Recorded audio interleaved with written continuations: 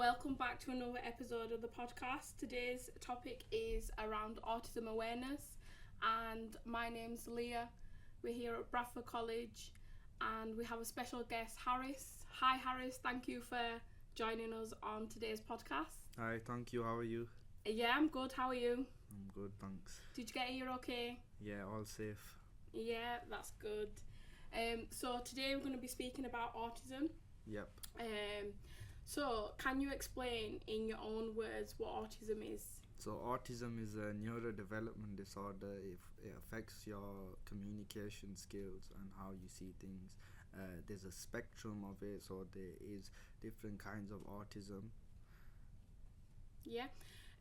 So you have autism yourself, don't you, Harris? Yeah, so I do. that's why you're passionate about joining us today and speaking about autism and sharing that awareness with people.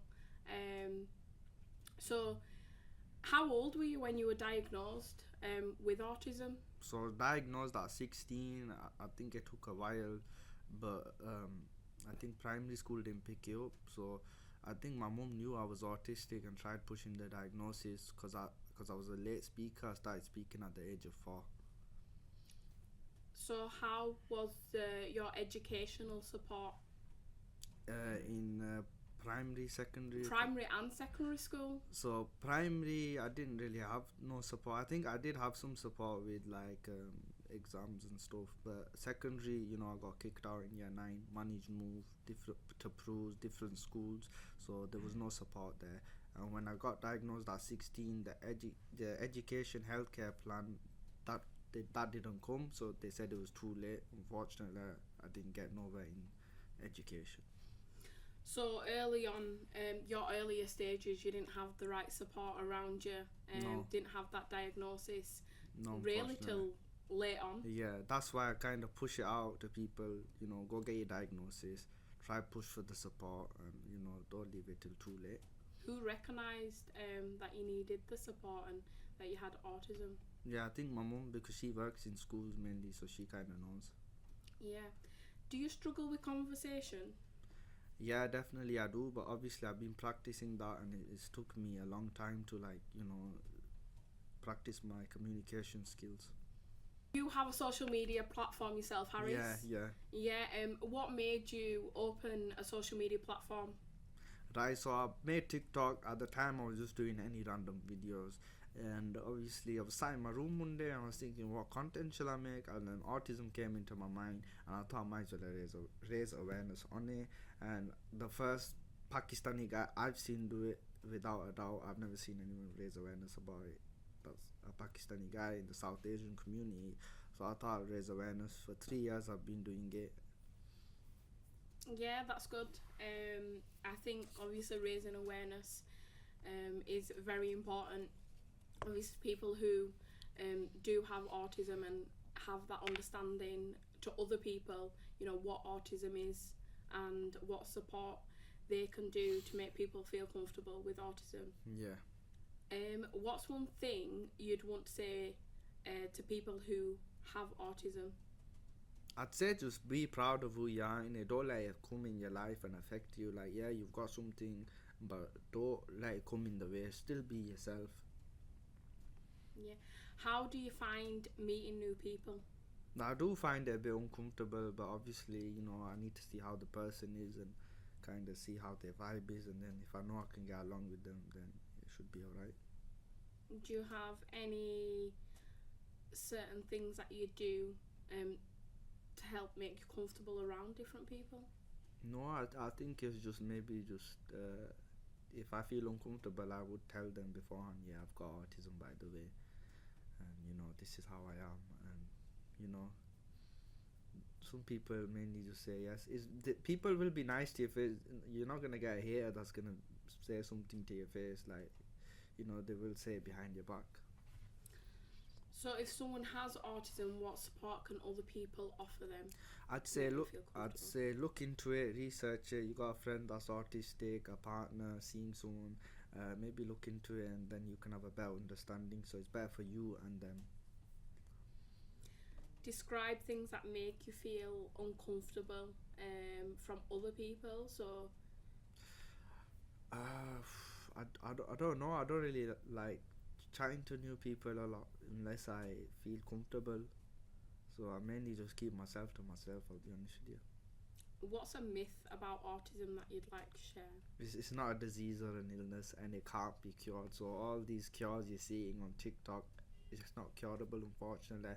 And vaccines don't cause it as well. That's what I've heard as well. Yeah. What are some things people with autism should never be ashamed of?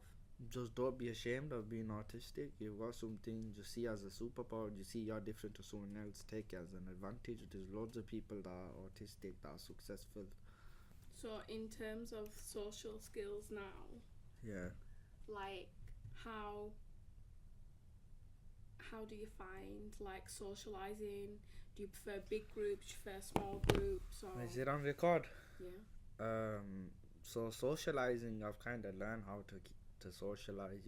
Practice eye contact. I know it's hard for autism people to maintain eye contact. So try and practice that. Try and be more confident. Keep your shoulders up. Look straight. Don't look down. Just be confident. That's all I say, and I try. How did you build that confidence?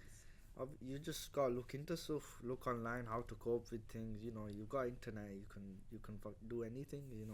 There's ways to cope with things, and masking played a big part as well. So I mask a lot. So yeah. In terms of things like social events, or like, for example, like football matches or weddings, or how do you feel attending certain events? Like, are you comfortable? Are you not comfortable? I've attended events that I've been invited to, and obviously they're more like, yeah, I've not been in the crowd. Like, I've been backstage because I kind of know the people that are hosting you, But the big events, no, I've not really been to any big events like that, or boxing matches. I kind of avoid big crowds unless I'm with someone that I'm comfortable with. I will go. So today we have with us Jonathan Dillon from Disability Services. Thank you for joining us today, Jonathan. Oh, that's all right. Okay, so I was going to point out to you that we have many students who come to Bradford College who are, I suppose they'd be classed as neurodiverse. Neurodiversity can be something of an advantage for many young people, but it also presents in ways that perhaps can provide difficulties or impediments for education. Those who have what are called autistic spectrum conditions often encounter difficulties. This might be because they have difficulty in communicating, or perhaps their capacity to socialise is impaired, or in some cases because they have very, very specific and rigid ways of looking at the world and particular interests. Now, in college, we try to provide reasonable adjustments for our students. That can be in class or outside the classroom. We liaise with and inform tutors to keep them up to date with what's going on and the latest information about students. We also try to provide interventions where this can address specific needs, because some students perhaps might be very, very bright, but perhaps in some areas of life they're not very well prepared, and there are things they didn't pick up at school. Also, we try to ensure that students have time to transition into mainstream college, like Bradford College. And so meeting with parents is really helpful to us. It's something that we try to encourage and facilitate as far as possible. And so finally, I just want to point out that if parents or carers were facilitating transition is really an important issue. And if there are parents or carers who want to contact us, then we have a help desk, and telephone number for the help desk is 01274 088 344. We'd be very happy to hear from parents and answer their questions. Thank you, Jonathan, for the information, and thank you, Harris, for joining us.